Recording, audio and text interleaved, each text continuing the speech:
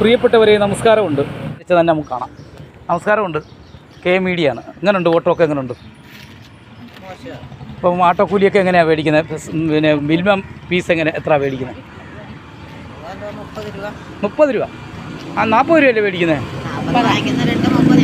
ഇല്ല, നമ്മളെല്ലാം മേടിക്കും 40. ഇവിടെ എത്ര മേടിക്കും?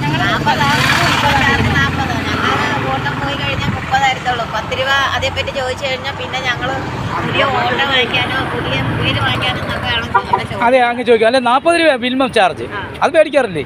ഞങ്ങൾ 30 രൂപ മേടിക്കുന്നുള്ളൂ. എങ്ങനെ അപ്പം ഇവിടെ സംബന്ധിച്ച് ഇവിടെ എത്ര പേരുണ്ട്? നിങ്ങൾ 3 പേരേ ഉള്ള? നമ്മളെ കേരളത്തിൽ ഒരുപാട് അന്യസംസ്ഥാന തൊഴിലാളികൾ ഇപ്പോൾ ഓട്ടോറിക്ഷ മാത്രമേ ഉള്ളൂ ഓടാത്തത്. ബാക്കി എല്ലാ ജോലികളും നമ്മളുടെ മലയാളി ആണുങ്ങൾ മൊത്തം ജോലിയില്ലാതെ വീട്ടിലിരിക്കുക. അപ്പോൾ നിങ്ങളെപ്പോലുള്ളവർ ഈ കാവിയിട്ട് തൊഴിലിന് വേണ്ടി നിരവധി സ്ത്രീകളാണ് കേരളത്തിൽ ഇറങ്ങിയിരിക്കുന്നത്. ഇപ്പം മലയാളികൾക്ക് ജോലിയെന്ന് പറയാൻ സ്ത്രീകൾ ഓടുന്ന ഓട്ടോറിക്ഷ പണി മാത്രമേ ഉള്ളൂ ഇവിടെ. ഇപ്പം ബാക്കി എല്ലാ അന്യസംസ്ഥാന തൊഴിലാളികൾ കയ്യേറി. അപ്പോൾ നമ്മളെയൊക്കെ ആണുങ്ങൾ വീട്ടിലിരിക്കുമ്പോൾ ജോലിക്ക് കൂടുതലും മലയാളി ആണുങ്ങൾക്ക് ജോലിയില്ല. അപ്പോൾ നിങ്ങളെപ്പോലുള്ളവർ മാതൃകയാവുകയാണ്. അതിലെന്താ പറയാണ്ട്? തൊഴിലിന് ആത്മാർത്ഥമായിട്ടാണ് പോകുന്നത്, അല്ല വീട്ടിൽ ഹസ്ബൻഡിൻ്റെ അല്ലെങ്കിൽ ബുദ്ധിമുട്ട് കാരണമോ അല്ലെങ്കിൽ ഹസ്ബൻഡ് ജോലിക്ക് പോകാത്തതുകൊണ്ടോ ജോലി ഇല്ലാത്തതുകൊണ്ടോ അങ്ങനെയാണോ? അതോ അങ്ങനെയൊന്നുമില്ല, നമ്മൾ ജോലി ചെയ്യുക അവരോടൊപ്പം, അവരും ജോലി ചെയ്യുമ്പോൾ നമ്മളും ജോലി ചെയ്യുക. എന്താണ് സഹോദരി ഇങ്ങനെ ഒരു ജോലിക്ക് വരാൻ, നിങ്ങൾ ഇങ്ങനെ ഒരു ഓട്ടോറിക്ഷ രംഗത്ത് വരാനുള്ളൊരു കാരണം, അല്ലെങ്കിൽ എന്തെങ്കിലും കാരണം ഏതുവരെ പഠിച്ച്? 10 വരെ പഠിച്ചിട്ട് ഈ ആദ്യമേ പഠിക്കുമ്പോൾ ഈ ഓട്ടോറിക്ഷ തൊഴിലാളികളാണോ എന്നുള്ളൊരു ചിന്ത ഉണ്ടായിരുന്നോ? ഇല്ലായിരുന്നു. ഇവിടെ നിങ്ങൾക്കൊന്നും ഇല്ലായിരുന്നു. കുടുംബമായി. മക്കളൊക്കെ എത്ര പേരുണ്ട്? 2 പേരുണ്ട്. ഹസ്ബൻഡ് എന്ത് ജോലിക്കുന്നു? വെളിയിലാണ്.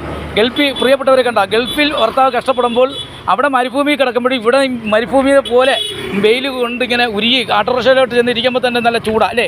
ചൂട് ഇഷ്ടപ്പെടും അവരവിടെ ചൂട് തട്ടുകയും അവിടെ കഷ്ടപ്പെടുന്ന പോലെ നമ്മളിവിടെ കഷ്ടപ്പെടുകയാണ്. ഹസ്ബൻഡിനോടൊപ്പം നമ്മൾ ഗൾഫിൽ എല്ലാവരും ഗൾഫിലാണോ? അല്ല. അപ്പം എങ്ങനെയുണ്ട്? ഈ ശമ്പളമൊക്കെ മേടിക്കാൻ ചോദിക്കുമോ? വീട്ടിൽ ചെന്ന് ശമ്പളമൊക്കെ എന്ത് ചെയ്യുന്നൊക്കെ ചോദിക്കുമോ? ഹസ്ബൻഡ് തിരക്കാറുണ്ടോ? കാശൊക്കെ വീട്ടിൽ സ്വർണ്ണങ്ങൾ മേടിക്കുക കുട്ടികൾക്ക്? നീ സ്കൂളൊക്കെ തുറക്കുമല്ലേ, അതിന് ഒരു ബുദ്ധിമുട്ടല്ലേ? സ്കൂൾ പിള്ളേർ എത്ര പിള്ളേരുണ്ട്? 2 പേര്. എല്ലാവരും പഠിക്കുന്നവരാണ്. അപ്പോൾ അവരൊക്കെ പഠിക്കുന്ന പിള്ളേർ. അപ്പോൾ അവർക്ക് സ്കൂൾ തുറക്കണം, കുട വേണം, ചെരുപ്പ് വേണം അല്ലേ? അപ്പോൾ പ്രതീക്ഷയോടാണ് ഈ ആട്ടോ ഓടുന്നത്. പ്രിയപ്പെട്ടവരെ, പ്രതീക്ഷയോടാണ് ആട്ടോ ഓടുന്നത്. അതായത് അവർക്ക് ഓട്ടങ്ങളൊക്കെ കിട്ടട്ടെ.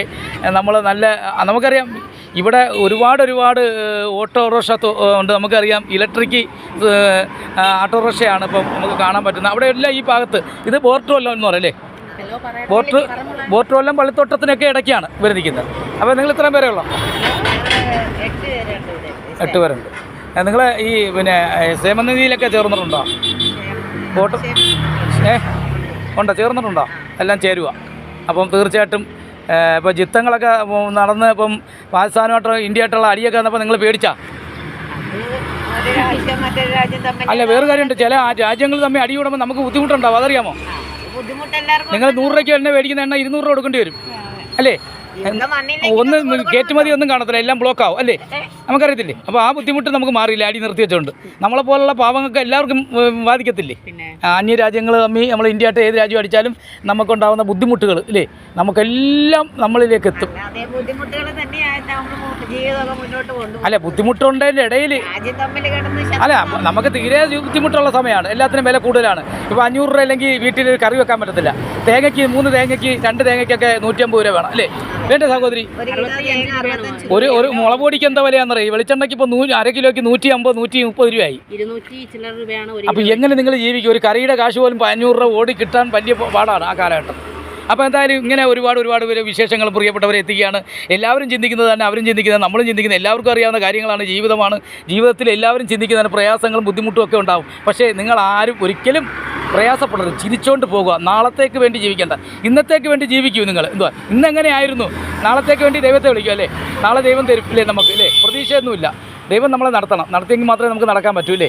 ഇന്ന് എന്തൊക്കെ കഴിക്കാം, ഉച്ചയ്ക്ക് കഴിക്കാൻ പറ്റുമോ, അല്ലെങ്കിൽ നമ്മൾ കഴിക്കുമോ, അതൊക്കെ ദൈവം വിചാരിക്കേണ്ടേ, കഴിക്കണ്ടേ എന്നൊക്കെ അല്ലേ? അങ്ങനെയൊക്കെ ആവട്ടെ എല്ലാവരും. അപ്പോൾ ഓക്കെ. അപ്പോൾ ബോർട്ടുവല്ലത്ത് നിന്നും ഒപ്പം കെ മീഡിയക്കണ്ടേ കൊല്ലത്തു നിന്നും ശില്പി രാജേന്ദ്ര.